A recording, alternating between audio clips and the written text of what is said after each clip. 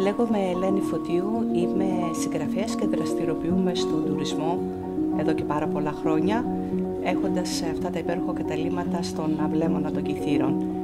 Η παλαιότερη εργασία μου ήμουν επιταμένη στην Ολυμπιακή Αεροπορία, που σημαίνει ότι έχω γυρίσει όλο τον κόσμο και έχω δει πραγματικά πανέμορφα μέρη. Όμως ο αυλέμονας είναι μοναδικός.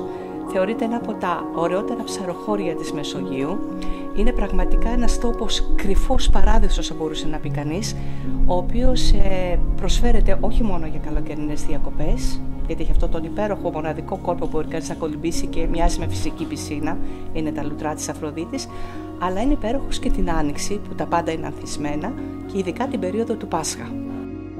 Συγχαρεί ο Θεός ημών, ο 77 αφιένε και λεύσας στις περίπτωσης αμαρτίες, ότι όσοι μεγαλοσύνη σου ούτω και το λαιό σου. Το μοναδικό αυτό μέρος του αυλέμονα τηρεί την παράδοση κατά γράμμα, πατάει πάνω στην παράδοση βήμα-βήμα χωρίς να παρεκτρέπεται, ώστε κάποιος είτε Έλληνας είτε ξένος μπορεί να βιώσει, πραγματικά να ζήσει με όλη του την ψυχή αυτές τις άγιες υπέροχες ημέρες.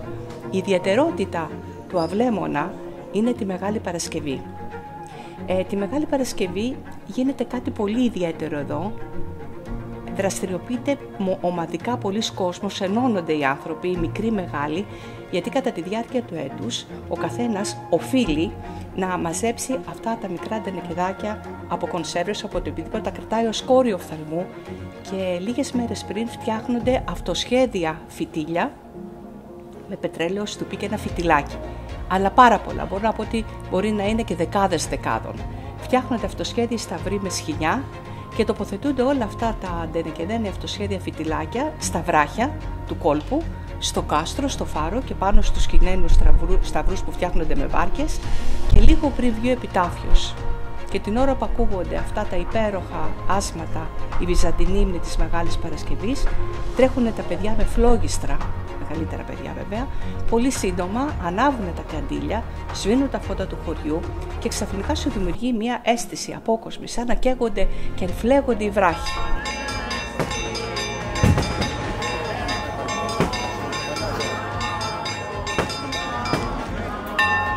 Πραγματικά είναι κάτι απίστευτο, πόσες φορές και να το έχω δει, δεν μπορώ να το χορτάσω, το βιώνω σε όλο του το μεγαλείο. Και βέβαια και το Μεγάλο Σάββατο και η παραδοσιακή ημέρα του Πάσχα, που όλοι μαζί ενώνονται εκείνη την υπέροχη ημέρα της αγάπης, τρώνε μαζί, πίνουνε μαζί. Πραγματικά το Πάσχα στα Κύθυρα, ειδικά στον αυλέμονα, είναι πάρα πολύ ιδιαίτερο. Θα έλεγα ότι είναι μια ανεπανάληπτη εμπειρία, μια ανάμνηση που μένει ανεξίτηλη μέσα στις ψυχές όποιου έχει την τύχη και επιλέξει να έρθει εδώ.